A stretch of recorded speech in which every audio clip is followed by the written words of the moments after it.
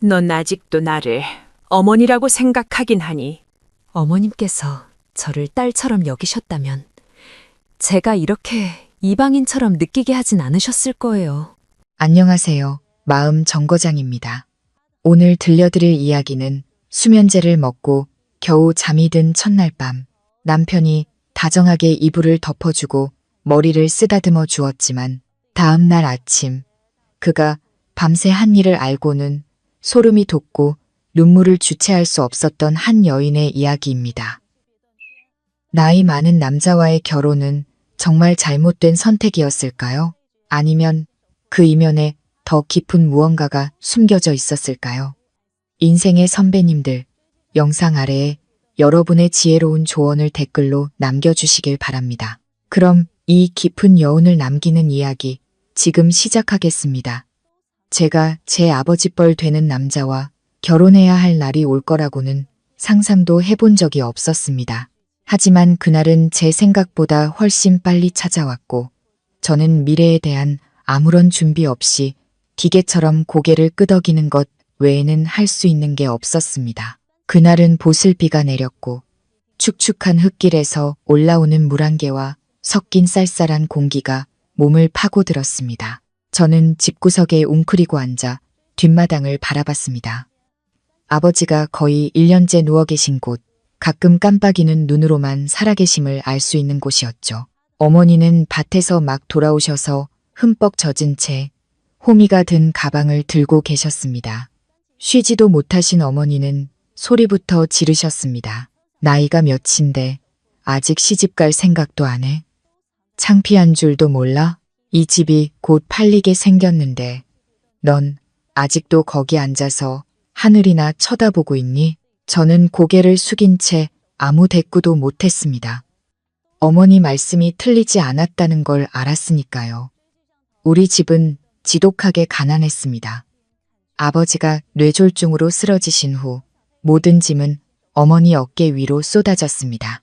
저는 마트 계산원으로 2년 일하다 회사가 문을 닫는 바람에 실직 상태였고 병원비, 약값, 빚이 바위처럼 저를 짓눌렀습니다. 그러던 어느 날 어머니가 한 남자를 집으로 데려왔습니다.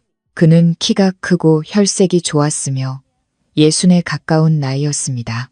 번쩍이는 외제차를 타고 온 그는 말끔한 양복 차림이었습니다. 이름은 박진우. 아내와 사별했고 3층짜리 건물에서 건축 자재 사업을 한다고 했습니다. 어머니는 말했습니다. 저분한테 시집 가거라. 그럼 내 고생도 끝이야. 그저 착한 아내가 되어주기만 하면 부모님 은혜에 보답하는 셈이란다. 저는 눈을 동그랗게 뜨고 어머니를 쳐다봤습니다. 제 귀를 믿을 수가 없었죠. 하지만 어머니는 빚이 적힌 장부를 제게 내밀며 2억 원이 넘는 붉은 숫자를 가리켰습니다. 저분이 이 빚을 다 갚아주시겠단다. 네가 시집가지 않으면 난 그냥 죽어버릴란다. 내 속이 시원하게 죽어주마. 저는 울음을 터뜨렸습니다.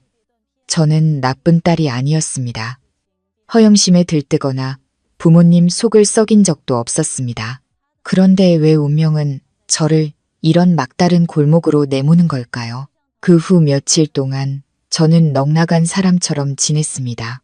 약혼식은 서둘러 준비되었고 동네 사람들은 힐끔거리며 수군댔습니다.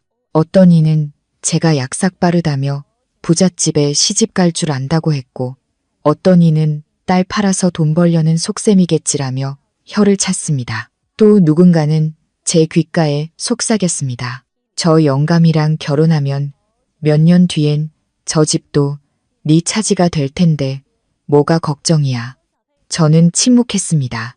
약혼식 전날 밤 저는 택시를 타고 산속의 절로 향했습니다. 안개가 자욱했고 칼날 같은 바람이 얼굴을 스쳤습니다. 저는 불상 앞에 무릎을 꿇고 두 손을 모았습니다. 만약 이것이 제 업이라면 부디 가볍게 지나가게 해달라고 빌었습니다. 다음 날 아침 저는 붉은 한복을 입었습니다. 어머니가 예물이라며 건네준 금비녀를 단정히 빗은 머리에 꽂았습니다. 손은 떨렸고 속은 뒤틀렸습니다. 사람들이 왁자지껄 드나들었고 축하하는 사람, 훔쳐보는 사람 속에 옆집 아주머니의 목소리가 벽을 뚫고 들려왔습니다. 저 영감이랑 결혼했으니 몇 년 뒤엔 저 집도 제 차지가 되겠네. 저는 방 안에 못 박힌 듯 서 있었습니다. 그 말은 비수처럼 제 가슴에 꽂혔습니다. 저는 그 집이 필요 없었습니다. 그저 평온한 삶과 저를 진심으로 아껴줄 한 사람이 필요했을 뿐입니다. 하지만 이제 모든 것은 더 이상 꿈이 아니었습니다. 그저 타협이고 맞바꿈일 뿐이었죠. 그리고 저는 울려 퍼지는 음악과 세상 사람들의 시선 속으로 걸어 나갔습니다. 내딛는 한 걸음, 한 걸음이 제 심장을 짓밟는 것 같았습니다. 그날 밤, 저는 신혼방에서 제 인생으로부터 도망치는 사람처럼 몸을 웅크렸습니다. 작은 수면제 두 알이 제 손바닥 안에서 삭막한 사막의 차가운 모래알처럼 느껴졌습니다. 저는 천장을 올려다 보았습니다. 마음이 어지러웠습니다. 사람들은 결혼 후 첫날 밤이 여자 인생에서 가장 기억에 남는 밤이라고들 하죠. 저에게는 그저 출구 없는 어둠일 뿐이었습니다. 방은 고요했고 은은한 주황색 스탠드 조명이 옅은 색 벽지에 비쳐 모든 것을 소름 끼치도록 고요하게 만들었습니다. 이 도시의 번듯한 2층 양옥집에서 저는 마음 붙일 곳 하나 없었습니다. 저는 박진우 씨가 아래층에서 마지막 손님들과 이야기하고 있다는 것을 잘 알았습니다. 시어머니 최종희 여사님, 예식 내내 옅은 분홍색 한복을 입고 제 손을 잡으며 꽃처럼 예쁘다고 칭찬하시던 분. 지금은 아마 설거지를 하며 바쁘시겠죠. 저는 침대에 앉아 웨딩드레스를 벗고 시어머니가 준비해 주신 잠옷으로 갈아입었습니다. 흰색, 레이스 목깃, 숨결처럼 얇고 가벼웠습니다. 저는 거울 속 제 모습을 바라보았습니다. 낯선 얼굴이었습니다. 웅크리고 앉아 눈가는 턱하고 입술은 울음이 터질 듯 꽉 담은 어린애가 있을 뿐이었죠. 저는 두 알의 수면제를 꽉 쥐었습니다. 죽고 싶은 게 아니었습니다. 그저 무슨 일이 일어날지 알기 위해 깨어있고 싶지 않았을 뿐입니다. 기억하고 싶지 않았고 문고리가 돌아가는 소리를 듣고 싶지 않았고 누가 다가오는 것을 보고 싶지 않았습니다. 저는 이 밤이 희미한 꿈처럼 지나가길 바랐습니다. 약을 삼키고 누워 벽을 향해 돌아 누웠습니다. 공간은 점점 무거워졌고 졸음은 태풍이 지나간 뒤 해안으로 밀려오는 파도처럼 저를 덮쳤습니다. 박진우 씨가 언제 방으로 올라왔는지 또 다른 누가 방에 들어왔었는지 저는 알지 못합니다. 그저 깊은 잠에 빠져들었을 뿐입니다. 다음 날 아침 햇살이 문틈으로 스며들어 제 눈을 비췄습니다. 햇살 냄새, 새 베개 냄새, 낯선 침대 시트 냄새, 모든 것이 제가 인생의 다른 막으로 넘어왔다고 말하는 듯 했습니다. 저는 벌떡 일어나 앉아 손으로 몸을 더듬었습니다. 심장이 쿵쾅거렸습니다. 잠옷은 그대로였고 머리도 단정히 묶여 있었습니다. 아무 일도 없었습니다. 아무도 저를 건드리지 않았습니다. 저는 침대에서 내려왔습니다. 약 기운 때문에 다리가 약간 휘청거렸습니다. 복도 밖에서 조심스러운 노크 소리가 들렸습니다. 수진 씨, 일어났어요. 식탁에 죽 차려놨으니 먹고 싶으면 내려와서 따뜻할 때 먹어요. 박진우 씨의 목소리였습니다. 크지도 날카롭지도 꾸물거리지도 않았습니다. 저는 잠시 망설이다 문을 열고 나갔습니다. 그는 거실에서 책을 읽고 있었습니다. 짙은 갈색의 실크 잠옷 차림에 머리는 단정히 빗어 넘겼고 표정은 마치 지난밤에 아무 특별한 일도 없었다는 듯 평온했습니다. 그는 저를 뚫어지게 쳐다보지 않았습니다. 그저 고개를 들어 가볍게 끄덕이고는 다시 책장을 넘겼습니다. 저 잘 주무셨어요? 제가 더듬거리며 물었습니다. 사장님이라고 부를 필요 없어요. 그냥 편하게 불러요. 그는 부드럽게 웃었습니다. 나는 일찍 자는 게 습관이라. 수진 씨는 편하게 지내요. 아무것도 신경 쓸 필요 없어요. 저는 식탁에 앉았습니다. 흰죽에 다진 고기 몇 점, 그리고 얇게 썬 파가 얹혀 있었습니다. 파의 향긋한 냄새가 코끝을 찡하게 했습니다. 저는 천천히 먹었습니다.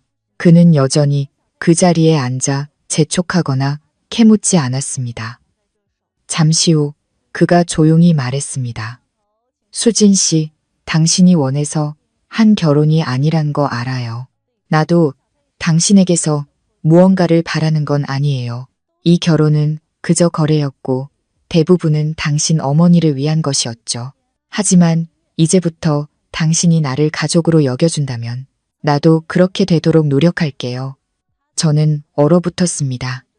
소박한 한마디였지만 제 마음 가장 깊은 곳을 건드렸습니다. 오랫동안 어둠뿐이었던 그곳을 말입니다. 더 이상 두렵지 않았습니다. 대신 이상한 서러움이 밀려왔습니다. 마치 아무 잘못도 없는 제가 누군가에게 용서받은 기분이었습니다. 저는 죽을 몇 숟갈 더 먹고 조용히 입을 닦았습니다.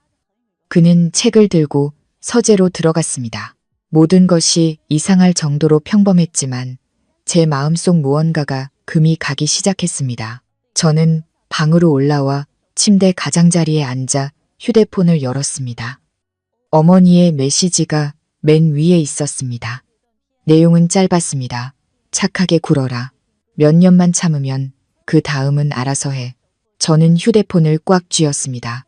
가슴이 저며왔습니다. 어머니의 말 때문이 아니라 어머니가 이 결혼에서 제가 괜찮은 삶을 살 수 있을 거라고는 한 번도 생각하지 않았다는 사실 때문이었습니다. 그리고 저 또한 사람의 마음이 이토록 너그러울 수 있다는 것을 믿어본 적이 없었습니다. 결혼한 지 3주가 지났습니다. 시댁은 여전히 오래된 사찰처럼 고요했습니다. 겉은 번지르르했지만 안은 싸늘했습니다. 저는 닭이 울기 전에 일어나 낡은 빗자루로 허리를 굽히고 이 집의 비누 냄새와 파스 냄새에 익숙해졌습니다. 단 하나, 식사 시간마다 감도는 말이 사치품이 되어버린 그 무거운 공기에는 아직 익숙해지지 못했습니다. 매일 아침 4시에 일어났습니다. 시어머니는 제대로 된 집안 며느리는 시어머니보다 먼저 일어나야 한다고 신신당부하셨죠. 누가 그런 규칙을 정했는지는 모르겠지만 저는 따랐습니다. 마당을 쓸고 물을 끓이고 쌀을 씻고 그릇 하나하나를 닦았습니다. 모두 손으로 했습니다. 시어머니는 세탁기 사용을 금하셨습니다. 세탁기는 옷감을 상하게 하고 손빨래를 귀찮아하는 건 게으른 사람이나 하는 짓이라고 하셨죠. 시어머니는 저를 보지 않고 말했고 저는 대꾸하지 않았습니다.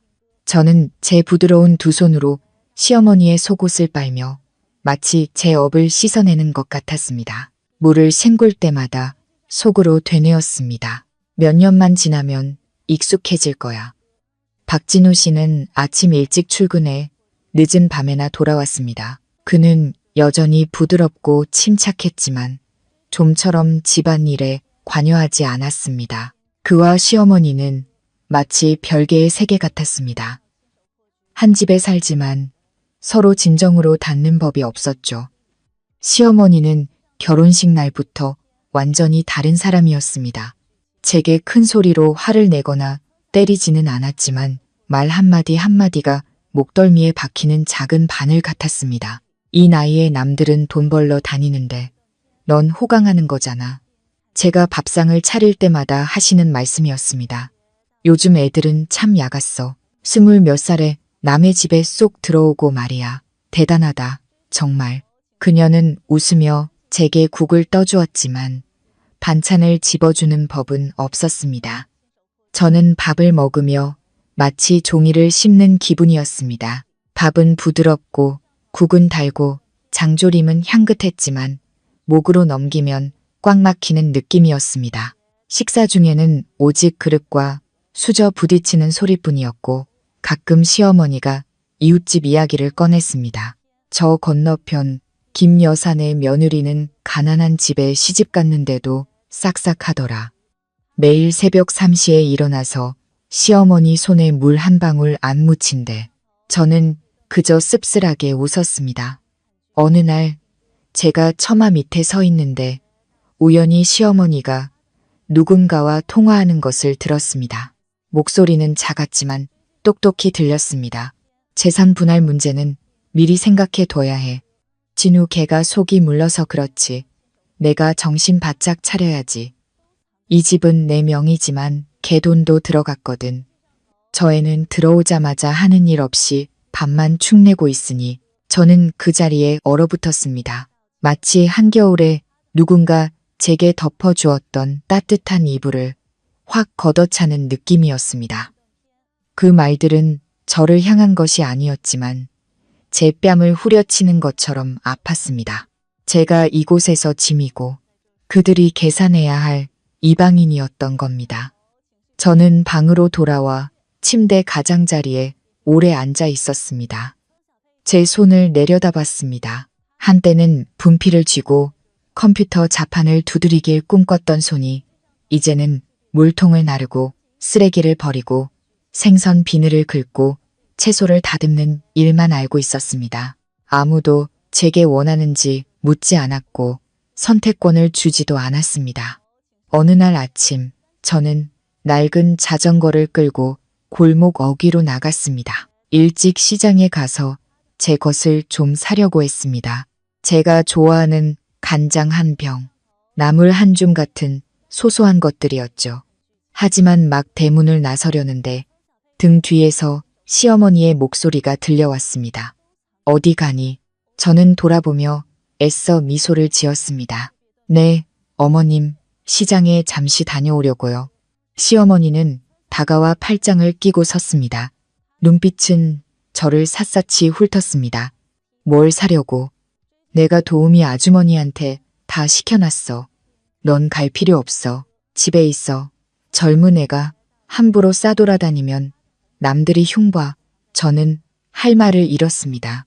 자전거 핸들을 쥔 손이 갑자기 차가워졌습니다. 시어머니의 말 때문이 아니라 마치 꼭두각시처럼 조종당하는 느낌 때문이었습니다. 저는 잠시 멍하니 서 있다가 조용히 자전거를 돌려 안으로 들어갔습니다. 이른 아침의 바람이 머리카락을 스쳤습니다. 차가웠지만 시원하지는 않았습니다. 등은 땀으로 축축했지만 마음은 텅 비어 있었습니다. 그날 아침 하늘은 잿빛이었고 마치 얇은 재가 기와 지붕 위에 내려앉은 것 같았습니다. 저는 서둘러 마당을 청소하고 울타리 밖에 바람이라도 조금 쐬려고 했습니다. 시댁은 유리 상자처럼 답답해서 골목 어귀까지만 나가도 숨통이 트이는 것 같았습니다. 저는 대문 근처 화단턱에 잠시 걸터 앉아 바구니를 씻고 있었습니다. 그때 익숙한 발소리가 들렸습니다. 어머, 최 여사님 댁 새댁이네. 옆집 김 여사님의 목소리가 엿가락처럼 경쾌하게 울렸습니다. 저는 고개를 들어 낡은 삼배옷에 낡은 바구니를 든 아주머니를 보았습니다. 웃을 때 눈은 가늘게 접혔지만 눈빛만은 날카로웠습니다. 네, 아주머니, 안녕하세요. 저는 고개를 숙이고 일어서려 했지만 아주머니가 손을 저었습니다. 앉아, 그냥 물어보는 거야. 저번에 약혼식 할 때 보니 아주 성대하더만. 박 사장님, 아직도 정정하시지? 저는 어색하게 웃었습니다. 아주머니는 돌려 말하지 않았습니다. 새댁 박 사장님이 예전에 집안 사람들한테 고소당했던 거 알아? 저는 멍해졌습니다. 네, 고소요? 아주머니는 고개를 끄덕였습니다. 땅 문제로 복잡했어. 형제들 사이가 아주 살벌했지. 박 사장님, 전 부인이 살아있을 땐 그 양반이 돈줄을 꽉 쥐고 있어서 아무도 찍소리 못했어. 그 부인 죽고 나니까 땅이며 재산이며 문제가 터져 나온 거지. 내가 솔직히 말하는데 남편감은 정만 보고 고르는 게 아니라 성정도 봐야 하는 거야. 저는 마치 모래를 삼킨 기분이었습니다. 김 여사님의 말은 결혼한 날부터 제 머릿속을 떠돌던 의심의 불씨를 되살렸습니다. 김 여사님은 아직 할 말이 남은 듯 했습니다. 그리고 자네 시어머니 저렇게 보여도 보통 내기가 아니야. 예전에 큰며느리였던 이 씨가 못 견디고 집을 나갔는데 빈손으로 쫓겨났다고 하더라고. 최 여사가 한 푼도 안 줬대. 그때는 다들 이 씨가 복이 없다고 생각했는데 지금 와서 보면 그 사람이 현명했던 거지. 저는 고개를 끄덕였지만 제정신이 아니었습니다. 심장이 빠르게 뛰고 손에 땀이 배어 나왔습니다. 간단한 몇 마디였지만 이미 금이 간 제 믿음에 채찍질을 가하는 것 같았습니다. 김 여사님은 뒤로 물러서며 바구니를 고쳐들고 돌아서기 전에 한마디 덧붙였습니다. 새댁은 아직 젊으니까 몸조심해. 노인네들 모시고 사는 게 쉬운 일이 아니야. 저는 아주머니의 뒷모습이 골목 너머로 사라지는 것을 멍하니 바라봤습니다. 한편으로는 그 말이 두려웠고 다른 한편으로는 믿고 싶지 않았습니다. 하지만 세상에 자기와 상관없는 일을 꾸며낼 만큼 한가한 사람은 없었습니다. 집으로 돌아오는 길 마음이 혼란스러웠습니다. 저는 지금 감정이 얽힌 재산 분쟁의 한가운데에 있는 걸까? 이 결혼은 일종의 도박이었을까? 그는 합법적인 동반자가 필요했고 나는 가족의 빚을 갚아줄 사람이 필요했던 것. 마당에 들어서면서 그 일을 잊으려 했지만 집 안에서 들려오는 고함 소리에 걸음을 멈췄습니다. 내가 몇 번을 말했어. 바닥 닦는 걸레는 따로 두라고. 나 미끄러져서 다리라도 부러지라는 거야? 시어머니의 목소리는 더 이상 제게 말할 때의 부드러운 톤이 아니었습니다. 습관적으로 호통치고 트집 잡는 사람의 목소리였죠. 저는 문 옆에 숨어 틈새로 엿보았습니다.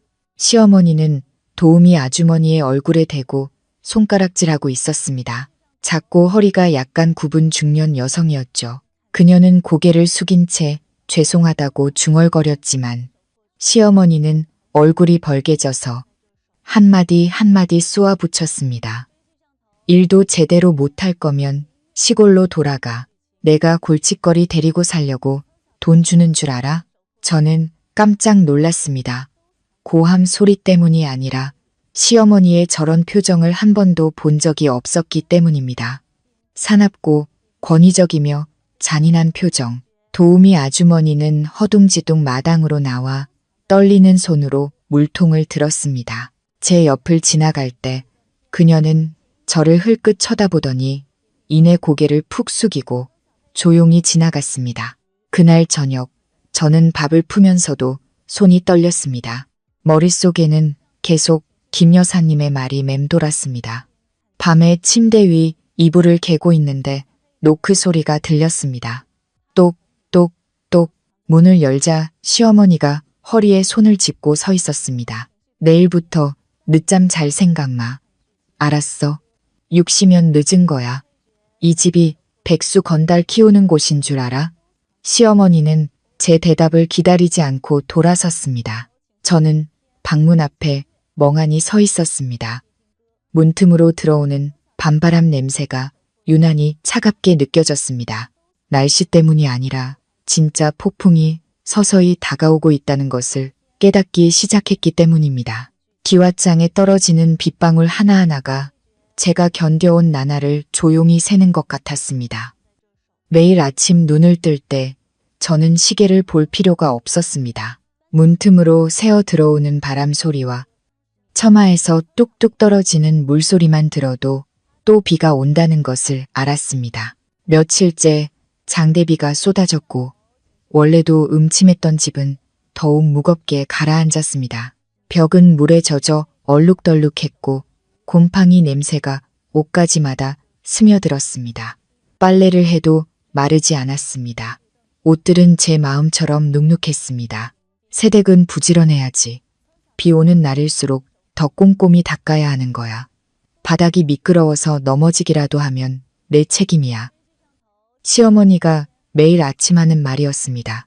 그녀는 뜨거운 찻잔을 들고 제 피로감에 물을 더 붓는 듯한 단조로운 목소리로 말했습니다. 비 오는 날 마루를 닦는 것이 생사가 걸린 임무일 거라고는 생각도 못했습니다. 하지만 이 집에서는 깨끗하게 닦지 않으면 며느리 노릇을 제대로 못하는 것이었습니다. 저는 집 안팎을 쓸고 또 썼습니다. 어느 날은 너무 피곤해서 손이 미끄러져 시어머니가 제사상에 올릴 때 쓰는 국화무늬 찻잔을 깨뜨리고 말았습니다. 쨍그랑하는 소리가 마치 누군가 목구멍에서 지르는 비명처럼 날카롭게 들렸습니다. 시어머니는 위층에서 달려내려와 제가 다쳤는지는 묻지도 않고 눈을 부릅뜨며 소리쳤습니다. 칠칠 맡기는 그 찻잔은 내 시할머니 유품이야. 네가 물어낼 수 있어? 저는 죄송하다고 중얼거렸습니다. 깨진 조각을 주우려고 허리를 숙이자 시어머니가 제 손을 뿌리쳤습니다. 됐어. 무릎 꿇어. 며느리라는 게 집안 물건이나 부수고 말이야. 저는 귀를 의심하며 얼어붙었습니다. 하지만 시어머니의 눈은 장난이 아니었습니다. 저는 젖은 마룻바닥에 천천히 무릎을 꿇었습니다. 무릎이 얼음장처럼 차가웠지만 아프다는 말도 할 수 없었습니다. 그때 박진우 씨가 돌아왔습니다.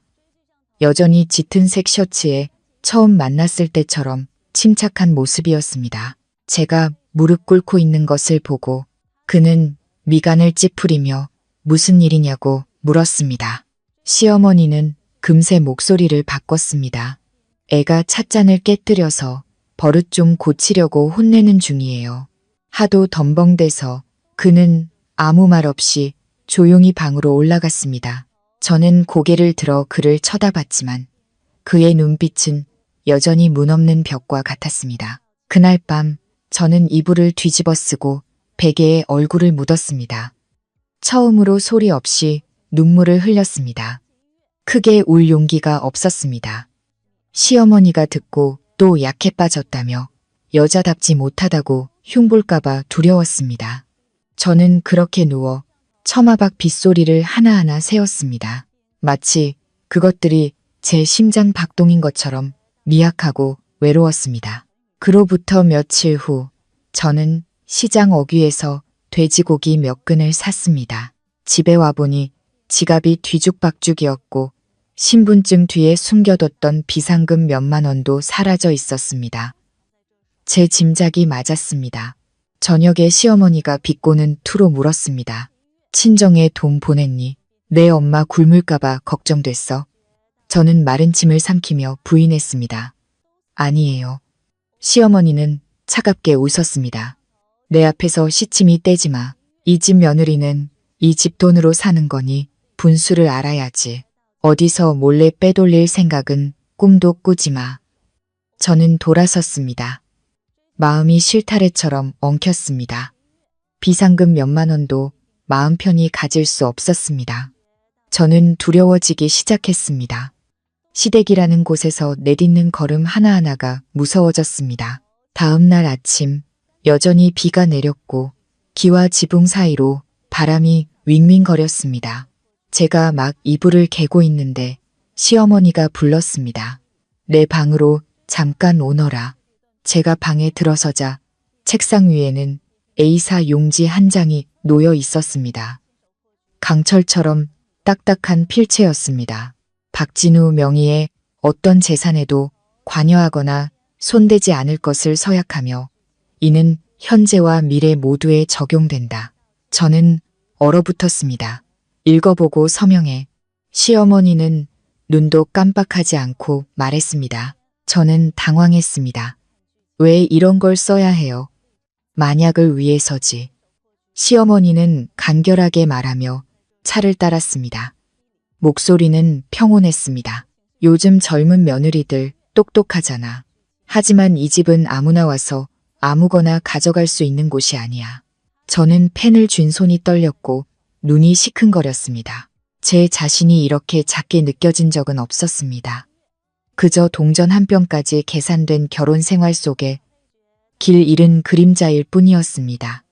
만약 그날 밤 그가 예고 없이 돌아오지 않았더라면 저는 아무도 모르게 무릎을 꿇고 있었을 겁니다. 모든 것이 저를 수렁으로 이끄는 것 같았습니다.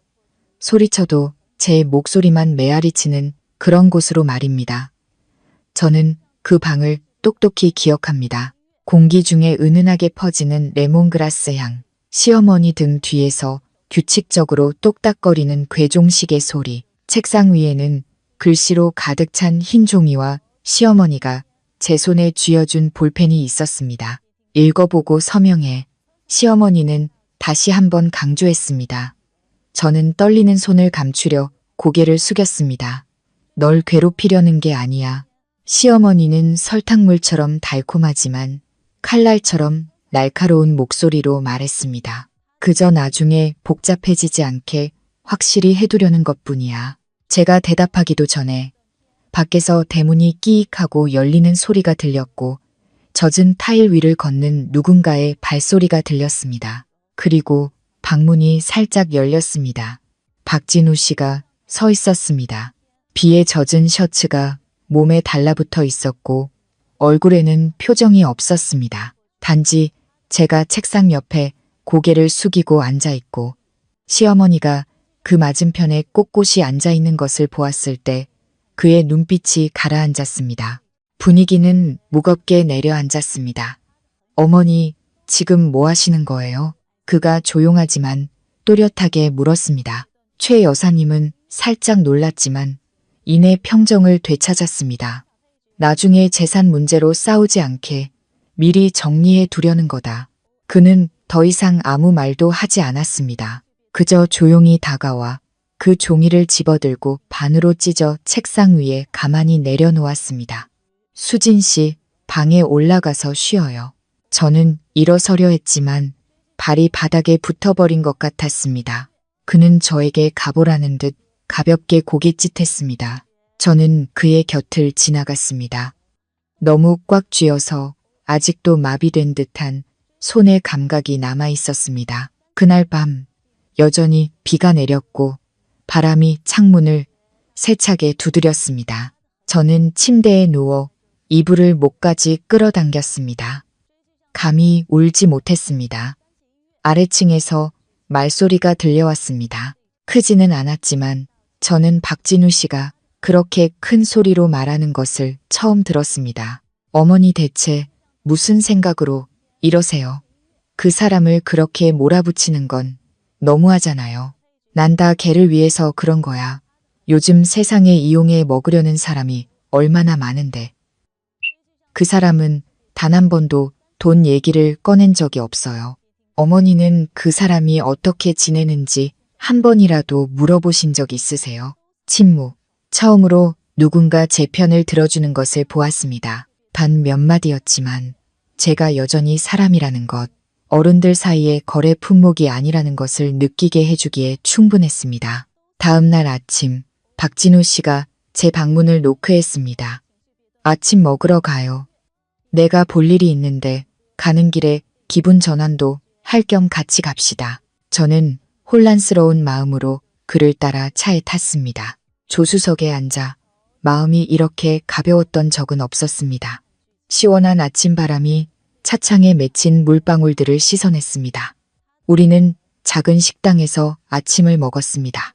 그는 설렁탕 한 그릇을 시키고 제 앞에 조심스럽게 수저를 놓아주었습니다. 예전 사람과 자주 오던 곳이에요.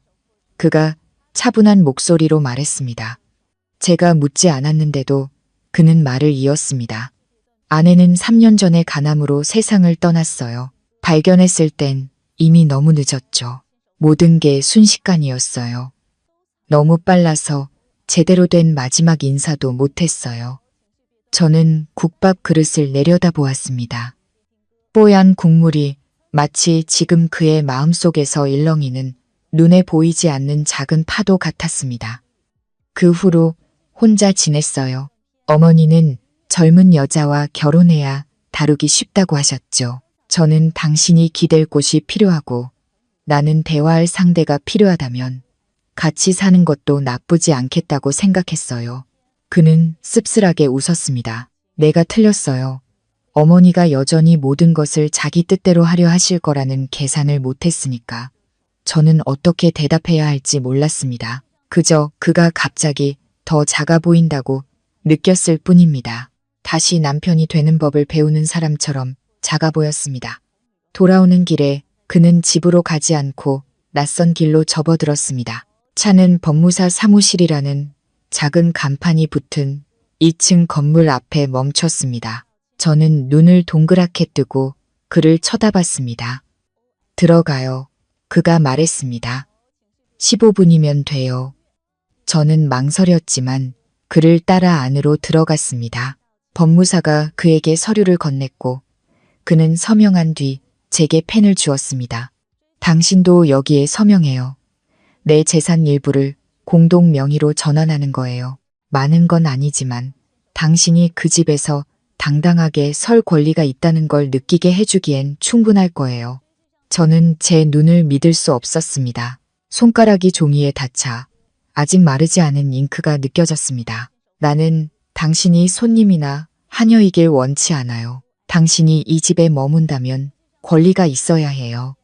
서류는 찢어질 수 있지만 사람이 사람을 대하는 방식은 되돌릴 수 없는 것이다. 법무사 사무실을 나서며 제 머릿속에 떠오른 생각이었습니다. 그날 오후 늦게 손은 여전히 떨리고 있었습니다. 두려움 때문이 아니라 놀라움 때문이었습니다. 박진우 씨는 아무 예고도 없이 저를 그곳으로 데려갔습니다. 그때는 땅거미가 질 무렵이었고 이슬비가 흩날리고 있었습니다. 저는 그저 잠시 무언가를 사러 들르는 줄 알았는데 그는 저를 김민준 법무사 사무실이라는 이름표가 붙은 작은 방으로 곧장 데려갔습니다. 안에는 박진우 씨와 비슷한 나이의 남자가 있었고 그는 일어나 악수를 하며 오랜 친구처럼 웃었습니다. 이쪽은 제 아내 수진입니다.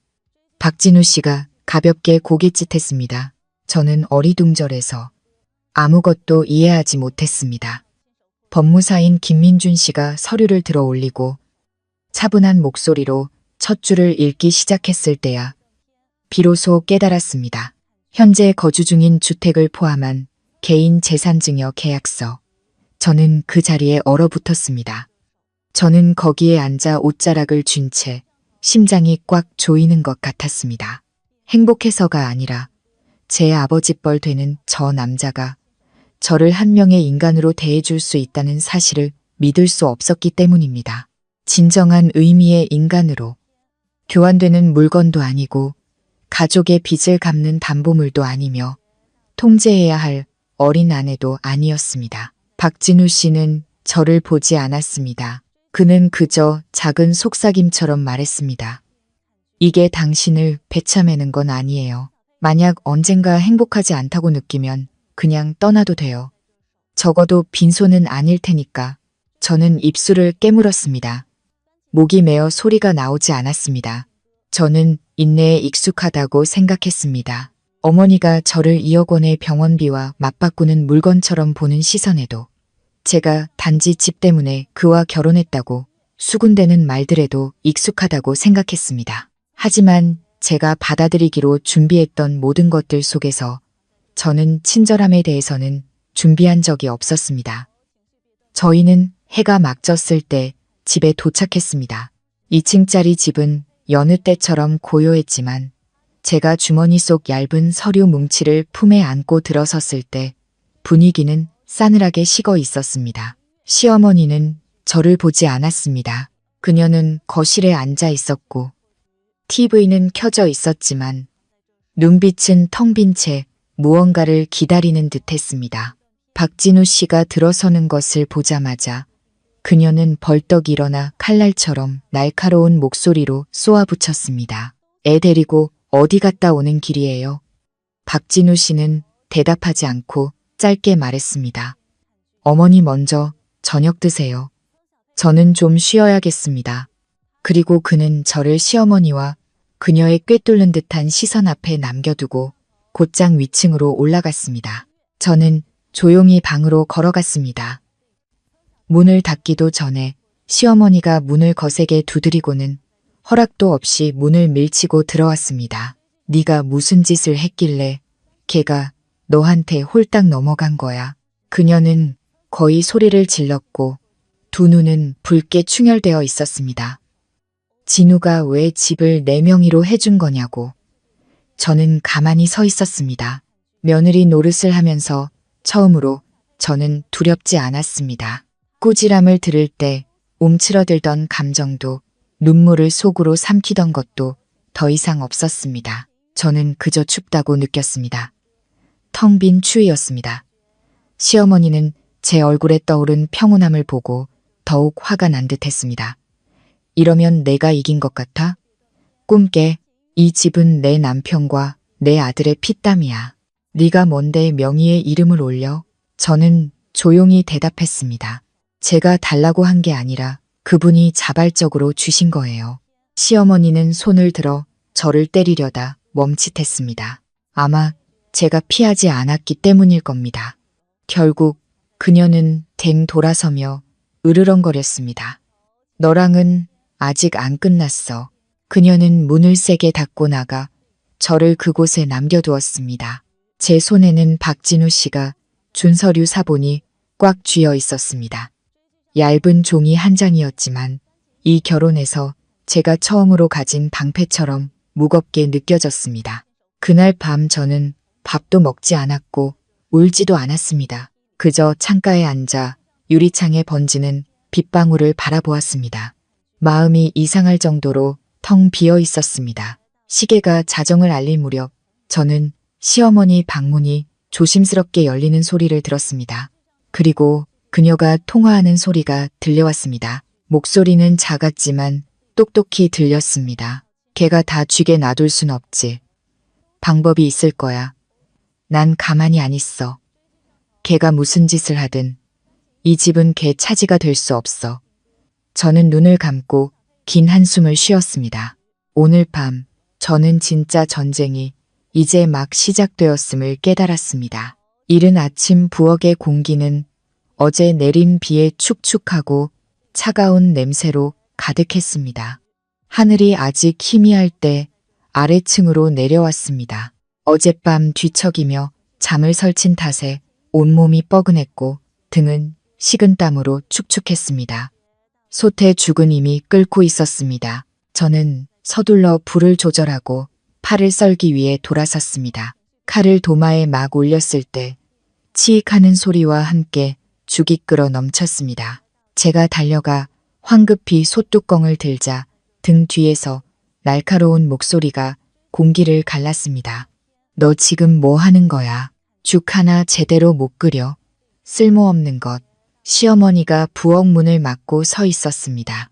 얼굴은 새빨갰고 눈은 부릅뜨고 있었죠. 제가 해명하려 입을 열기도 전에 시어머니는 다가와 솥뚜껑을 빼앗아 돌 식탁에 세게 내리쳤습니다. 국자와 숟가락이 사방으로 굴러떨어졌습니다. 끓는 죽이 튀어 제 손등 몇 군데에 화상을 입혔습니다. 시집와서 하는 짓이라곤 부엌 살림 망가뜨리고 그릇이나 깨는 것뿐이구나. 대체 어느 집딸이 이렇게 칠칠 맞아. 저는 입술을 깨물고 바닥에 떨어진 숟가락을 하나씩 주웠습니다. 등골이 오싹했습니다. 두려움 때문인지 서러움 때문인지 알 수 없었습니다. 등 뒤에서 시어머니의 잔소리는 끝나지 않았습니다. 이 집은 시어머니가 있으니 이만큼이라도 유지되는 거지 너한테 맡겼다간 아직 알 하나 못 낳았으면 주제 파악이나 해. 저는 얼어붙었습니다. 이제는 출산 문제까지 들먹이며 저를 괴롭혔습니다. 결혼한 지 얼마 되지도 않았고 남편은 나이가 많으며 저 자신도 며느리살이의 스트레스로 심리적으로 불안정한데 어떻게 아이 문제부터 서두를 수 있겠습니까? 하지만 시어머니는 이해할 필요가 없었죠. 저는 눈을 감고 눈물이 흐르지 않도록 애썼습니다.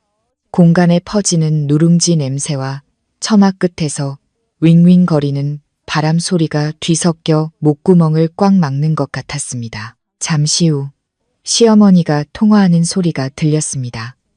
일부러 저 들으라는 듯 큰 소리로 말했습니다. 응, 그애 말이야.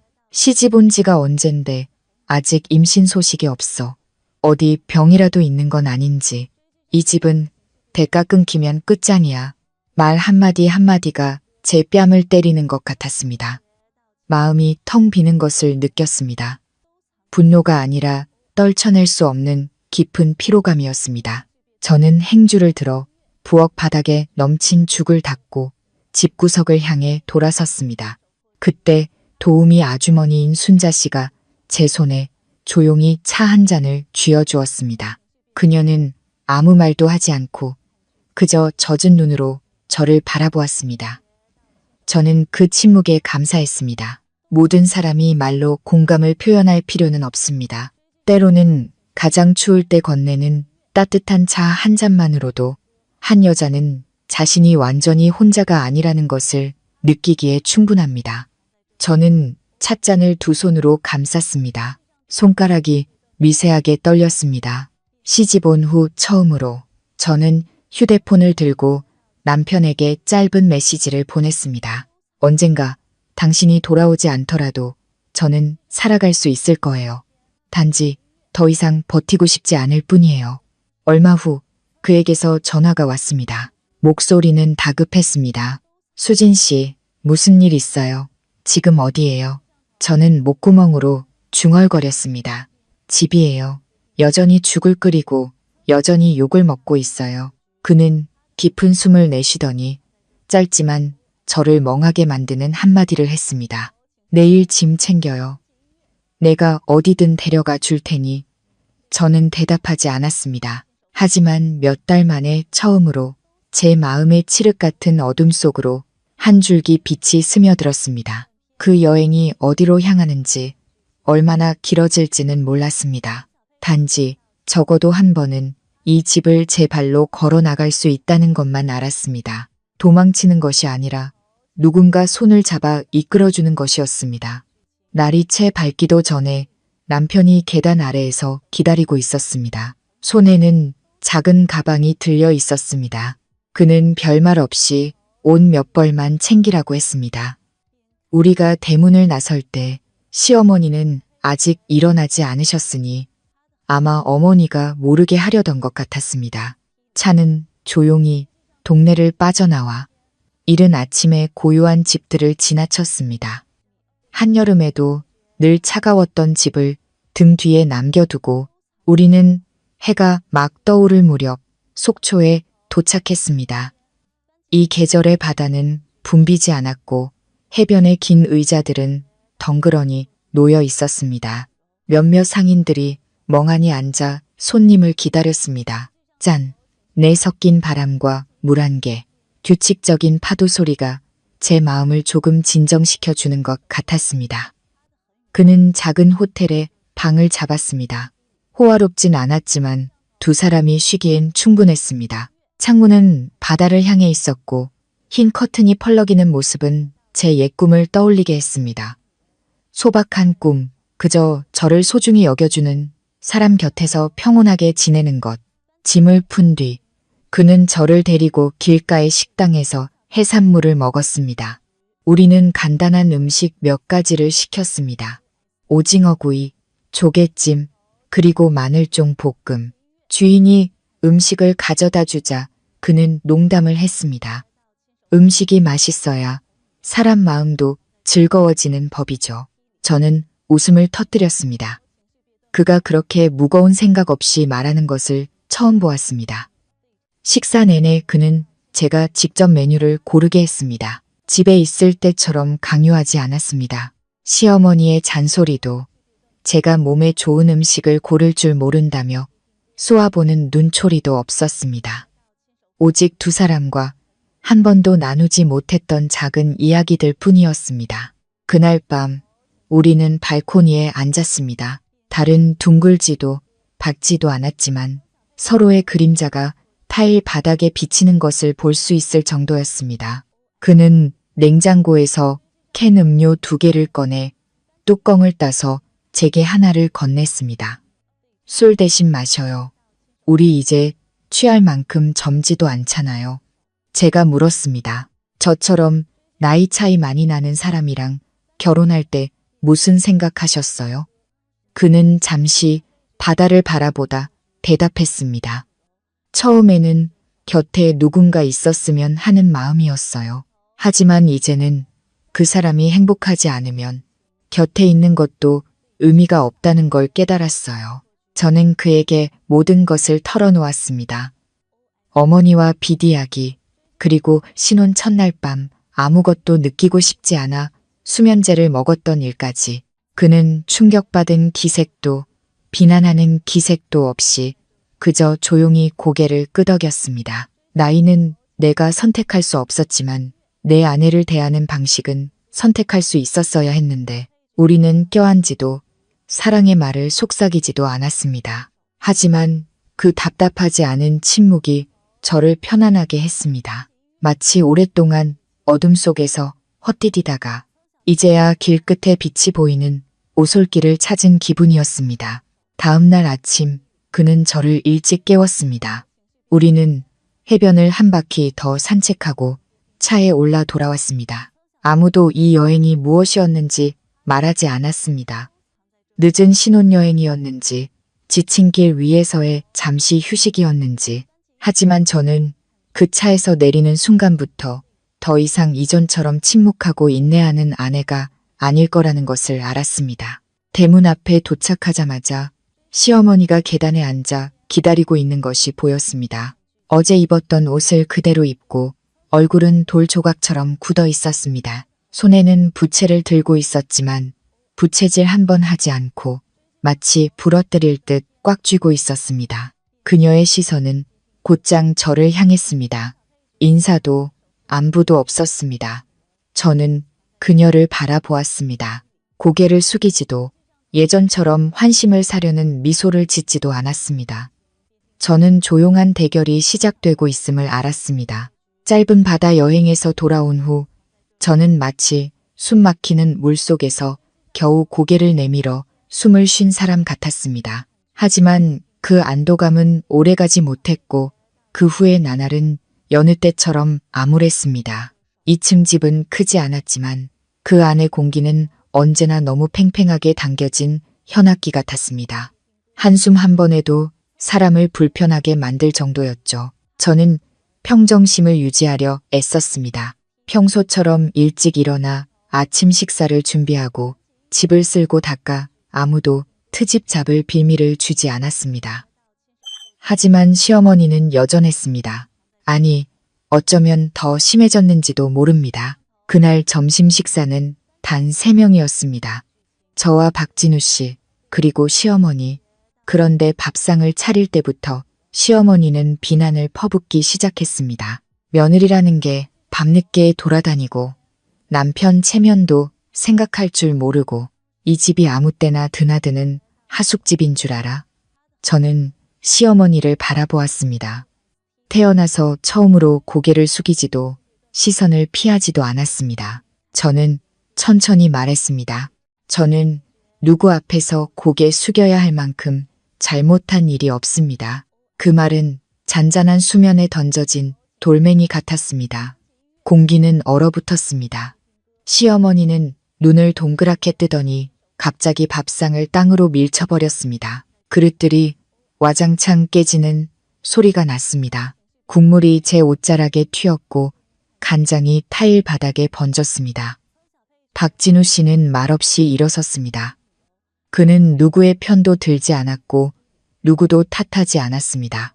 그저 조용히 행주를 가져와 앉아서 깨진 그릇 조각을 줍고 바닥에 얼룩을 닦았습니다. 저는 그 광경을 멍하니 서서 바라보았습니다. 마음이 텅 비는 것 같았습니다. 한 남자도 이토록 잔인하게 침묵할 수 있구나. 시어머니는 그를 쳐다보다가 갑자기 저를 향해 돌아서며 한 글자 한 글자 힘주어 말했습니다. 넌 아직도 나를 어머니라고 생각하긴 하니? 콧등이 시큰해졌지만 저는 여전히 평온한 목소리를 유지했습니다. 어머님께서 저를 딸처럼 여기셨다면 제가 이렇게 이방인처럼 느끼게 하진 않으셨을 거예요. 시어머니는 말을 잇지 못했습니다. 눈이 동그래지더니 이내 붉어졌습니다. 제 말에 화가 난 것인지 아니면 처음으로 감히 그렇게 말하는 사람이 나타나서 화가 난 것인지는 알 수 없었습니다. 그녀는 더 이상 아무 말도 하지 않고 벌떡 일어나 곧장 방으로 올라갔습니다. 계단을 오르는 그녀의 발소리가 마치 제 가슴을 내리치는 망치 소리처럼 쿵쿵 울렸습니다. 오후는 무겁게 흘러갔습니다. 저는 엎질러진 밥을 치우고 깨진 조각들을 모았습니다. 입맛이 없어 다시 죽을 조금 끓였습니다. 박진우 씨는 어디론가 나갔다가 밤늦게 돌아왔습니다. 그는 아무것도 묻지 않고 그저 작게 말했습니다. 일찍 자요. 저는 방으로 올라갔습니다. 그날 밤은 달도 밝지 않았습니다. 저는 조용히 벽을 향해 돌아 누워 선풍기가 삐걱거리며 돌아가는 소리와 문틈으로 스며드는 차가운 바람 소리를 들었습니다.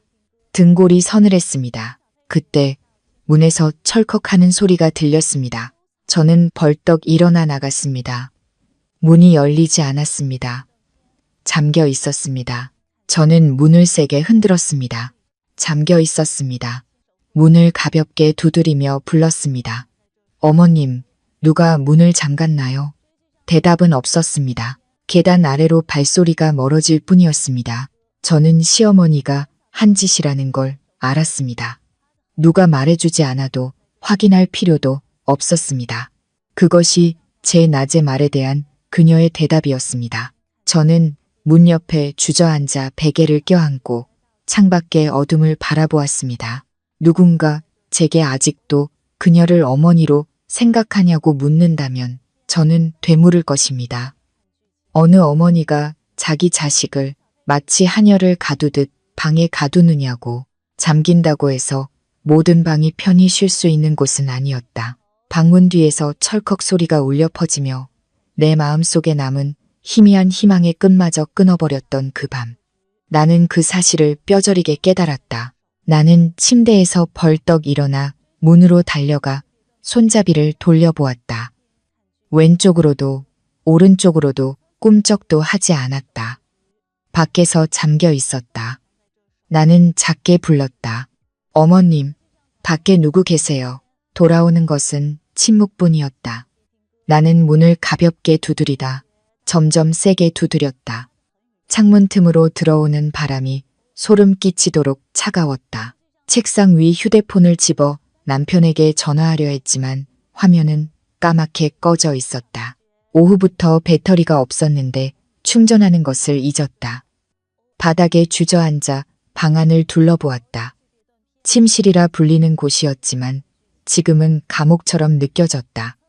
크림색 벽, 낡은 꽃무늬 커튼, 육중한 원목 옷장, 모든 것이 갑자기 낯설고 차갑고 마치 어린 시절 벌로 벽을 보고 서 있어야 했던 기억 속 방처럼 고요했다. 웅크리고 앉아 1시간이 넘었을까. 피곤함에 눈이 감기기 시작할 때쯤 문 쪽에서 아주 작은 달그락 소리가 들렸다. 그리고 작고 마른 그림자가 나타났다. 도우미 아주머니였다. 그녀는 주위를 재빨리 살피고는 허리를 숙여 열쇠를 꽂았다. 문이 조용히 열렸다. 아가씨, 빨리 나가세요. 사장님은 안 계시고 사모님이 아무도 위층에 올라가지 말라고 하셨어요. 그러면 안 되는데 아가씨가 갇힌 걸 보니 참을 수가 없어서. 나는 고개를 끄덕였다. 작게 감사 인사를 전했다.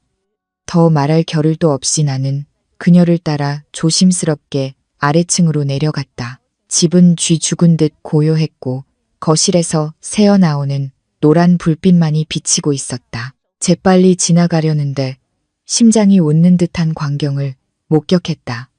시어머니가 거실에 앉아 귀에 휴대폰을 바싹 대고 속삭이고 있었다. 걔가 친정으로 가버리면 모든 게 틀어져. 어떻게든 붙잡아둬야 해. 걔 손에 주도권이 넘어가게 놔둘 순 없어. 부부고 뭐고 소용없어. 나는 그 자리에 얼어붙었다. 발이 바닥에 붙어버린 것 같았다. 시어머니는 고개를 들다 나를 보고는 소스라치게 놀랐다. 순식간에 그녀의 얼굴색이 변했다. 그녀는 황급히 전화를 끊었다. 나는 아무 말도 하지 않았다. 한마디도 그녀의 해명이나 변명을 기다리지도 않았다. 나는 그저 조용히 몸을 돌려 무거운 발걸음으로 위층으로 올라갔다. 방에 들어가 옷장을 열었다. 옷 몇 벌을 재빨리 챙겨 가방에 쑤셔 넣었다. 많이 챙기지 않았다. 어디로 갈지는 모르지만 확실히 이곳에 머물 수는 없는 여행에 딱 필요한 만큼만 떠나기 전 나는 방을 마지막으로 한번 둘러보았다. 꽃 자수가 놓인 베개, 네모 반듯하게 개어진 이불, 화장대 위에 둥근 거울, 모든 것이 그대로였지만 나만은 예전의 내가 아니었다. 나는 택시를 불렀다. 골목 어귀 사거리로 걸어나가 차를 기다렸다. 밤은 깊었고 서리가 차갑게 내렸다. 가로등 불빛이 하얀 서리 뒤로 희미하게 번졌다. 나는 외투깃을 여미고 가방을 품에 안았다. 심장이 빨리 뛰지는 않았지만 무거웠다. 마치 한 걸음 한 걸음이 기억의 무게로 재어지는 것 같았다. 덜컹거리는 택시 안에서 나는 울지 않았다. 그저 조용히 앉아 차창에 머리를 기댄 채 빠르게 뒤로 물러나는 거리 풍경을 바라보았다. 택시가 누군가를 태우기 위해 멈출 때마다 나는 깜짝 놀랐다.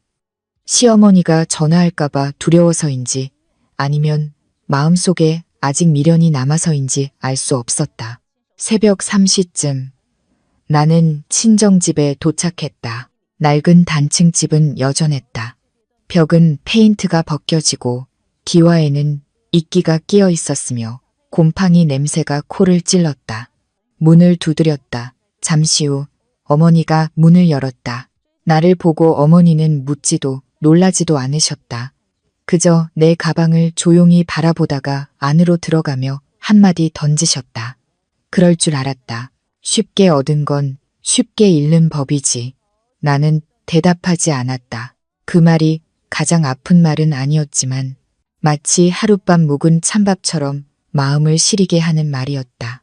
나는 부엌으로 들어가 낡은 의자에 앉아 깜빡이는 등유 램프 불빛을 말없이 바라보았다.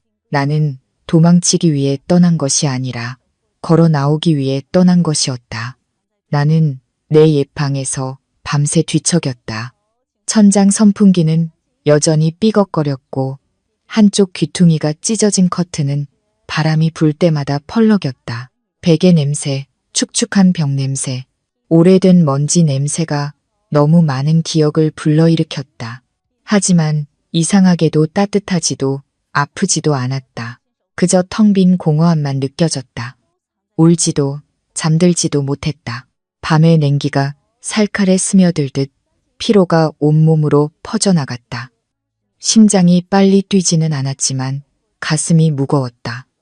분노 때문이 아니라 허탈함 때문이었다. 휴대폰이 조용히 울렸다. 남편에게서 온 메시지. 단 한 문장이었다. 당신을 더 일찍 지켜주지 못해서 내가 잘못했소. 긴 사과도 애원도 질문도 없었다. 아마 그는 지금 어떤 말도 불필요하다는 것을 알고 있었을 것이다. 나는 화면을 보고는 내려놓았다. 전화를 받지도 답장하지도 않았다. 새벽녘 잠시 눈을 붙였을 때 골목 밖에서 누군가 부르는 소리가 들렸다. 옆집 김 여사님이었다. 내가 어렸을 때부터 우리 집 옆에 살았던 분, 여전히 구부정한 허리, 얼굴에 반을 가리는 낡은 모자, 손에는 익숙한 바구니를 들고 계셨다. 아주머니는 집 안으로 들어오지 않고 밖에서 작게 불렀다. 수진이 집에 있니? 내 엄마는 아직 주무시나? 나는 서둘러 문을 열었다. 아주머니는 나를 보며 고개를 저었다. 어젯밤에 그 집 난리도 아니었어. 최 여사 그 양반이 며느리 내쫓을 거라고 소리를 고래고래 지르더라. 꽁꽁 늙어서도 성질은 불같아. 듣다가 기겁했네. 나는 조용히 고개를 숙여 감사 인사를 드리고 안으로 들어와 차 한잔 하시라고 권했다. 아주머니는 사양하고 엠마루에 앉아 말을 이었다. 자네 남편 박 사장도 참 문제야. 순하고 괜찮은 사람인 줄 알았더니 아내가 갇혀 있는데도 제대로 나서서 한마디 못하고 남자가 그렇게 계속 침묵하면 다 잃는 거야. 나는 씁쓸하게 웃었다. 김 여사님은 나를 보며 한숨을 쉬었다. 얘야, 며느리살이라는 게 평생 참고 살라고 있는 게 아니야. 정이 있으면 살고 아니면 떠나는 거지. 하지만 남들이 내 침묵에 익숙해지게 만들지는 마. 아주머니가 돌아가셨다. 나는 부엌의 낡은 대나무 의자에 다시 앉았다. 어머니의 부엌은 여전했다. 냄비와 그릇들, 타일 위에 비스듬히 놓인 낡은 가스레인지. 나는 마음이 고요해지는 것을 느꼈다. 마치 바깥의 모든 소음이 꺼지고 상처의 조각들을 정리하는 내면의 소리만 남은 것 같았다. 나는 선반 위를 올려다보았다. 오래전 어머니가 내가 집에 오면 주려고 눅눅해진 과자 상자를 두던 곳. 모든 것이 그대로였다. 하지만 오늘의 나는 달랐다. 나는 더 이상 어머니를 기쁘게 하기 위해 참고 사는 딸이 아니었고 방 안에 웅크리고 앉아 누군가 문을 열어주기만 기다리는 여자도 아니었다. 나는 그 집에서 나왔다. 도망치기 위해서가 아니라 내 자존심이 짓밟혀서는 안 된다는 것을 깨닫기 위해서. 점심때쯤 나는 잠시 잠이 들었다. 선잠 속에서 어머니가 마당에서 통화하는 소리가 들렸다. 이웃 아주머니와 통화하는 것 같았다. 어젯밤에 왔는데 아무 말도 안 해. 물어봐도 대답이 없고 오는 것보다는 조용한 게 낫지. 내가 걔한테 호강하길 바란 것도 아니고 그저 제 몸 하나 잘 건사하길 바랄 뿐이야. 나는 눈을 떴다. 슬프지도 안타깝지도 않았다. 그저 모든 것이 변해야 할 때가 왔다고 느꼈을 뿐이다. 오후에는 동네를 한 바퀴 산책했다. 흙길은 이제 시멘트로 포장되어 있었다. 이웃집 앞 감나무는 여전했지만 기억 속만큼 커 보이지는 않았다. 마을 우물은 뚜껑이 덮이고 푸른 이끼로 가득했다. 이웃집 아이들은 이제 시집가서 멀리 살고 있었다. 해가 질 무렵 집에 돌아왔다. 집은 백열등의 노란 불빛에 잠겨 있었다. 나는 어머니와 조용히 저녁을 먹었다. 말이 많지 않았다. 그날 밤 나는 휴대폰을 충전했다. 남편의 메시지는 그대로였다. 나는 다시 읽고 내려놓았다. 얼마 후 나는 부엌 식탁 위에 작은 메모지 한 장을 남겼다. 어머니에게 남기는 말도 허락을 구하는 말도 아니었다. 단 한 문장이었다. 내일 가요. 사과하러 가는 게 아니라 마지막으로 대화하러 가는 거예요. 월요일 아침 하늘은 흐렸다. 비는 오지 않았지만 잿빛 하늘이 계속되었다. 나는 차에 앉아 한때 내 안식처였고 조용히 지내기 위해 눈 감고 견뎠던 그 집으로 돌아가고 있었다. 하지만 오늘 나는 고개 숙인 채 돌아가는 것이 아니었다. 집 대문은 여전했다. 페인트는 군데군데 벗겨졌고 사람들이 자주 잡는 부분부터 녹이 슬기 시작했다. 박진우 씨가 문 앞에서 기다리고 있었다. 내가 떠나던 날과는 눈빛이 완전히 달랐다. 더 이상 망설임도 희망이라 부를 만한 빛도 없었다. 그저 피곤함만 가득했다. 나는 가볍게 고개를 끄덕이고 안으로 들어섰다. 내 슬리퍼 소리가 차가운 타일 바닥 위로 울려 퍼졌다. 도우미 아주머니가 바닥을 닦고 있다가 나를 보고는 멈춰섰다. 눈빛에는 걱정이 가득했다. 나는 그저 조용히 말했다. 어머님 좀 뵙겠습니다. 아무도 말리지 않았다. 모두가 오늘은 더 이상 침묵의 날이 아니라는 것을 아는 듯했다. 나는 거실로 들어갔다. 시어머니가 차를 마시고 있었다. 태연한 모습이었지만 나를 보자 찻잔을 테이블에 조금 세게 내려놓았다. 눈빛은 칼날 같았다. 나는 인사도 서론도 없이 진명의 이전 서류 사본을 꺼내 테이블 위에 반드시 놓고 그녀 쪽으로 밀었다. 어머님, 이거 기억나세요? 예전에 저한테 서명하라고 하셨던 서류예요. 지금 다시 가져왔지만 뭘 얻으려고 온 건 아니에요. 나는 최대한 침착한 목소리를 유지하며 말했다. 시어머니는 서류 뭉치를 보았지만 표정에는 변화가 없는 듯했다. 여긴 뭐 타러 왔니? 모든 걸 끝내기 위해서요. 나는 대답했다. 저는 더 이상 한 지붕 아래서 각자 가면을 쓰고 살 수 없어요. 저를 감금하듯 문을 잠그고 아이를 못 낳는다고 비꼬고 모든 것을 제 탓으로 돌리는 분을 어머니로 여길 수도 없고요. 시어머니는 옅게 웃으며 식탁보 끝을 매만졌다. 지금 나를 탓하는 거니? 나는 다 이 가정을 위해서 그런 거야. 넌 며느리로 들어와서 위아래도 모르고 아이도 못 낳고 성질만 부리는데 내가 어떻게 널 예뻐해 주겠니?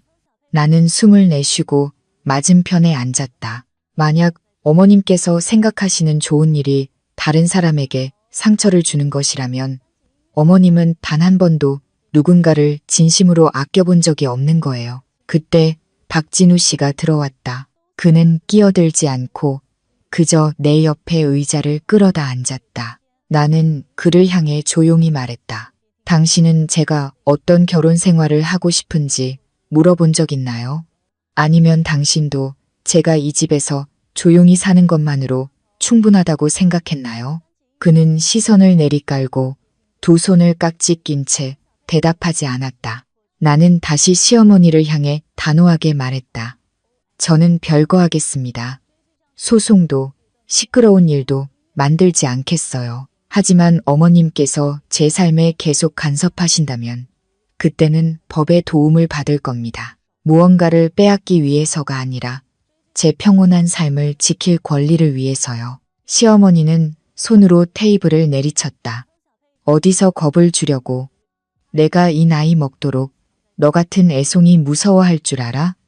나는 일어섰다. 더 이상 시선을 내리지 않았다. 어머님이 무서워하실 필요는 없어요.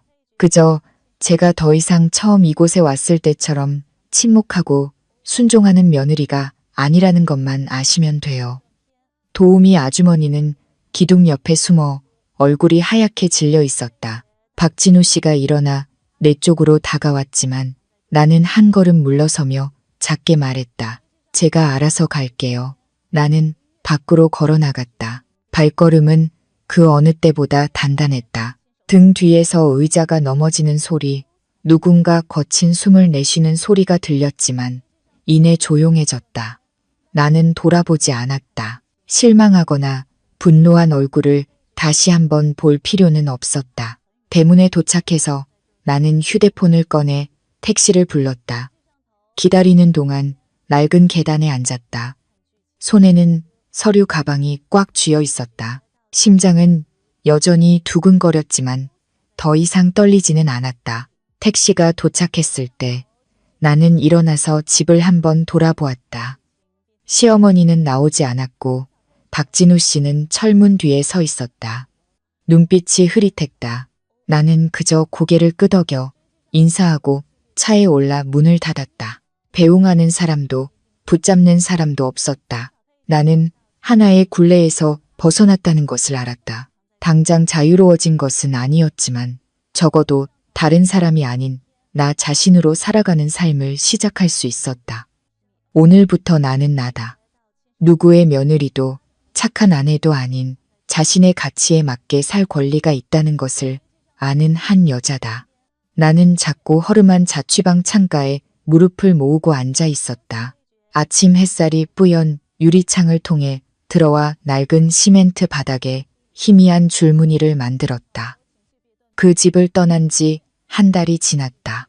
한때 보금자리였던 곳은 이제 긴 한숨으로 가득한 기억의 파편일 뿐이다. 내가 이렇게 강한 사람이었나 싶다. 억지로 결혼해야 했던 아이, 터무니없는 각서에 떨며 서명했던 내가.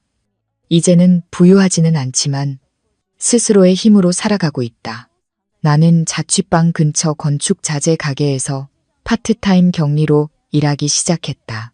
월급은 많지 않았지만 새끼 밥 먹고 방세를 내기엔 충분했다. 한가한 오후에는 골목 어기찻집에 들러 2,000원짜리 아이스티 한 잔을 마시며 오가는 사람들을 구경했다. 나는 마치 이 인생의 세입자 같았다. 잠시 멈춰 숨을 고르고 생각하고 헝클어진 마음의 조각들을 정리하는 중이었다. 박진우 씨는 여전히 전화를 걸어왔다. 말이 많지도 원망하지도 않았다. 그저 밥은 먹었는지, 돈은 충분한지, 춥지는 않은지 물었다. 한 번은 지인을 통해 현금을 보내왔지만 나는 봉투에 그대로 넣어 돌려보내며 짧은 쪽지 하나를 남겼다. 아직 필요 없습니다. 그가 보상하고 싶어 한다는 걸 알았지만 지금 내게 가장 필요한 건 돈이 아니었다. 어느 날 오후 가게에서 장부를 정리하고 있는데 김 여사님이 들렀다. 낡은 속옷에 희끗희끗한 머리였지만 눈빛은 여전히 총명했다. 수진 아가씨, 그 집 난리 났어. 나는 고개를 들었다. 심장이 뛰진 않았지만 한 박자 멈추는 것 같았다. 그 양반, 자네 시어머니 말이야. 사흘째 몸져 누워있대. 도우미는 갑자기 고향에 가버렸고 박 사장은 하루 종일 일하러 나가니 돌봐줄 사람도 없고 밥도 안 먹는다더라. 나는 침묵했다. 동정심 때문이 아니라 마음이 저절로 무거워졌기 때문이다. 한때 알던 사람에 대한 그리움 때문이기도 하고 좋든 싫든 나도 한때 그곳 삶의 일부였다는 생각 때문이기도 했다. 그날 저녁 나는 달콤한 종류로 골라 귤 한 상자를 샀다. 마트에 가지 않고 자취방 근처 작은 시장에 들러 옛날 어머니가 하시던 것처럼 하나하나 골랐다. 포장을 마치고 골목 어귀까지 걸어가 오토바이 택시를 타고 옛 동네로 향했다. 대문은 그대로였다. 페인트는 크게 벗겨졌고 길가의 살구나무에는 마른 잎 몇 개가 드문드문 달려 있었다. 나는 문을 두드리지 않고 귤 상자를 문고리에 걸어두었다. 휴대폰을 꺼내 집 전화로 걸었다. 시어머니의 목소리는 잠겨 있었다. 아마 누구인지 몰랐을 것이다. 나는 말했다. 어머님, 댁에 누가 작은 선물을 보냈어요. 빨리 건강해지시길 바랍니다. 그리고 전화를 끊었다. 나는 답을 기다리지 않고 그저 천천히 돌아섰다. 마치 한 걸음이 그동안 나를 태삼했던 보이지 않는 끈을 풀어내는 것 같았다. 택시에 오르며 뒤돌아보았지만 아무도 문을 열고 나오지 않았다. 하지만 나는 그 집 안에서 누군가 조용히 울고 있다는 것을 알았다. 그날은 햇살이 부드러웠다. 눈부시지도 강렬하지도 않았지만 한때 인내 때문에 눈물을 흘렸고 이제는 닦아줄 사람 하나 없어. 눈물 흘리는 한 여인의 눈을 말려주기엔 충분한 햇살이었다. 저녁에 돌아와 차 한 잔을 타서 창가에 두었다. 나 자신에게 조용한 밤을 선물했다. 아무도 야단치지 않고 겁주지 않고 정해진 틀에 맞춰 살라고 강요하지 않았다. 나는 격리 수첩에 몇 줄을 적었다. 이번 달 들어 내가 펜으로 기록한 유일한 것이었다. 더 이상 각서도 통제 가득한 질문도 없었다. 내 새로운 삶은 화려하지 않았지만 매일 아침 눈을 뜰 때마다 내가 하고 싶은 것을 선택할 수 있었다. 흰죽을 먹든 라면을 먹든 내 마음이었고 음악을 크게 틀든 조용히 책을 읽든 내 자유였다. 손바닥만 한 자취방이었지만 더 이상 밖에서 내 방문을 잠그는 사람은 없었다. 나는 박진우 씨가 앞으로 어떤 선택을 할지 모른다. 하지만 그는 생각이 깊은 사람이니 잘 해낼 것이라 믿는다. 아들의 역할을 다하기 위해 돌아갈 수도 있고 언젠가 내가 그랬던 것처럼 그 집을 나올 수도 있다. 하지만 그건 그의 선택이다. 나는 내 인생의 빚을 다 갚았다. 결혼의 가치는 예단이나 누구 명의의 집으로 결정되는 것이 아니다. 그것은 사람들이 함께 사는 세월 동안 서로를 무엇으로 여기고 아무도 보지 않을 때 어떻게 대하는지에 달려있다. 나는 한때 내 가족 안에서 이방인 취급을 받았다. 하지만 오늘부터 나는 더 이상 외부인이 아니라 스스로 걸어 나온 사람이다. 그리고 내 등 뒤에는 더 이상 머무는 사람이 없어 쓸모 없어진 채 세월과 함께 녹슬어가는 한때 굳게 닫혔던 문들이 있다. 나는 그가 나를 처음 시어머니 앞에서 감싸주었던 그날, 아침을 먹으러 데려갔던 그 오래된 카페를 약속 장소로 정했다. 그때는 내 마음이 종이장처럼 얇아서 가벼운 말 한마디에도 눈물이 쏟아질 것 같았다. 지금은 달랐다. 나는 곧 쏟아질 여름 소나기를 기다리는 사람처럼 평온하게 앉아 있었다. 서두르지도 기대하지도 않았다. 그는 5분 늦게 도착했다. 여전히 단정한 모습. 다림질이 잘 된 흰 셔츠. 눈에는 피곤함이 서려 있었지만 나를 향한 따뜻한 시선은 여전했다. 나는 고개를 끄덕였다. 웃지도 슬퍼하지도 않았다. 누구나 늦는 데는 이유가 있고 아마 그의 지각은 오늘 아침부터 시작된 것이 아닐 것이다. 우리는 마주 앉았다. 사이에는 작은 나무 테이블이 있었고 옆에는 내가 그를 위해 주문한 아직 김이 나는 커피가 있었다. 나는 안부를 묻거나 최근 일에 대해 언급하지 않았다. 모든 것은 굳이 말로 할 필요 없이 명백했다. 나는 집 소유권, 이전 취소, 서류, 사본을 작은 흰 봉투와 함께 테이블 위에 올려놓았다. 편지도 원망의 말도 없었다. 나는 그를 바라보며 말했다. 저는 그 집이 필요 없어요. 이 서류를 간직했던 건 단지 우리가 한때 서로에게 좋은 사람이 되고 싶었던 순간이 있었다는 걸 기억하기 위해서였어요. 그는 잠시 침묵하다가 말했다. 내가 너무 늦었다는 걸 알아요. 돌이킬 수 없는 일도 있지만 그저 그것과 함께 살아가는 법을 배워야겠죠. 나는 고개를 끄덕였다. 사과를 들으러 온 게 아니에요. 그 말은 이미 제 머릿속에서 수천 번도 더 대신 말했으니까요. 저는 더 이상 누군가의 그늘 속에서 저를 숨 막히게 했던 집에 의존하며 순종하는 여자가 아니라는 걸 확인하러 왔어요. 당신을 원망하지도 슬퍼하지도 않아요. 단지 집이 있고 남편이 있으면 가족이 생길 거라고 생각했었어요. 알고 보니 어떤 집은 벽돌로 지어졌지만 믿음과 존중이라는 기초가 빠져 있더군요. 나는 파도 없는 목소리로 천천히 말했다.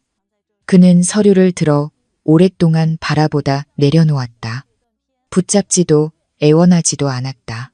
아마 그가 나를 진정으로 독립적인 한 여성으로 대한 것은 그때가 처음이었을 것이다. 아내도 집안의 딸도 아닌 스스로 길을 선택할 권리가 있는 한 사람으로 나는 먼저 일어섰다. 그를 마지막으로 보며 말했다. 저는 계약 관계가 아니라 가족 안에서 살고 싶었어요. 그는 대답하지 않고 모든 것을 인정하는 듯 고개를 숙였다. 돌아오는 길에 나는 다른 곳으로 새거나 뒤돌아보지 않았다. 시댁으로 들어가는 길이었던 작은 골목을 지났다. 작은 여행 가방을 들고 처음 떨며 들어섰던 그곳. 이제 돌아보니 마음이 깃털처럼 가벼웠다. 원망도 미련도 없었다. 어떤 것들은 떠나야 할 필요가 있다는 것을 알기 위해 겪어야만 한다는 것을 이해했기 때문이다. 햇살은 맑았고 오래된 골목은 한산했다. 끝물의 자몽꽃 향기가 숨결처럼 가볍게 스쳐 지나갔다. 나는 입술을 깨물고 스스로에게 다짐했다. 이제 내 인생을 살 시간이야, 수진아. 그리고 나는 걸었다. 더 이상 손을 잡아주는 사람은 없지만 길을 막는 사람도 없는 그 길을. 나는 새로운 주택가의 구불구불한 골목 끝에 있는 작은 자취방으로 이사했다. 방은 20제곱미터도 채 되지 않았지만 작은 나무 침대, 책상, 전기레인지, 그리고 벽에 기댄 책장을 놓기엔 충분했다. 창문은 지붕보다 높이 자란 바나나 나무 덤불을 향해 있었다.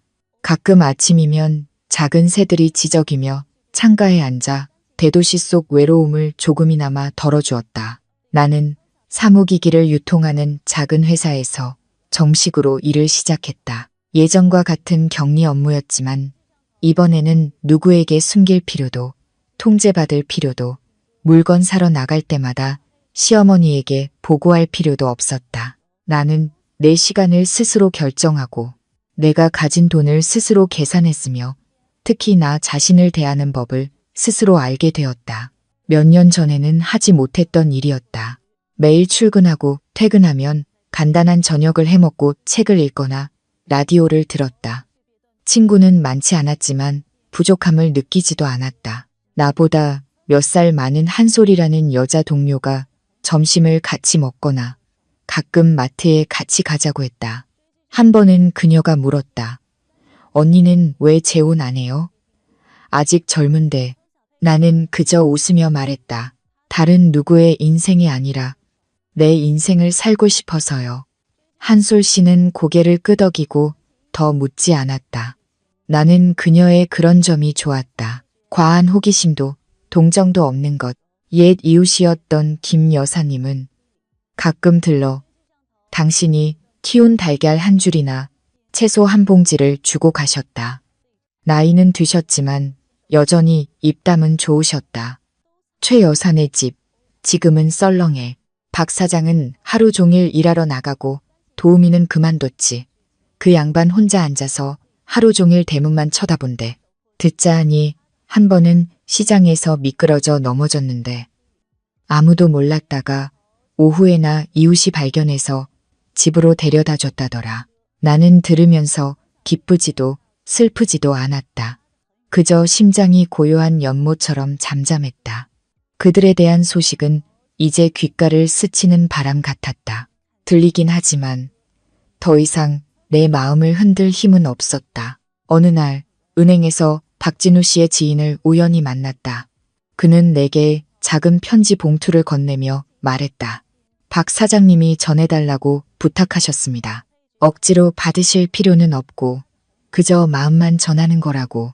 방에 돌아와 열어보니 안에는 내가 1년은 좋게 편하게 살 수 있을 만큼 큰 액수의 수표가 들어있었다. 뒷면에는 그의 글씨로 몇 줄이 적혀 있었다. 용기가 부족했던 한 남자의 잘못을 조금이나마 갚기 위한 단 한 번의 마음. 나는 봉투를 그대로 접어 은행 직원에게 돌려달라고 부탁했다. 아무 쪽지도 남기지 않았다. 그가 이해할 것이라고 믿었기 때문이다. 나는 그를 미워하지도 원망한 적도 없다. 하지만 우리 사이의 존중은 너무 늦게 찾아왔고 믿음은 이미 오래전에 죽어버렸다. 주말에는 자취방 근처 작은 공원의 노란 벽돌 길을 혼자 걸었다. 아이들은 자전거를 타고 노인들은 체조를 하고 나는 그 시끄러운 소음 속의 쉼표 같았다. 한 아이가 달려가다 넘어졌다. 나는 아이를 일으켜 흙을 털어주고 미소 지었다. 아이의 엄마가 고개를 끄덕이며 감사 인사를 했다. 온화한 눈빛이었다.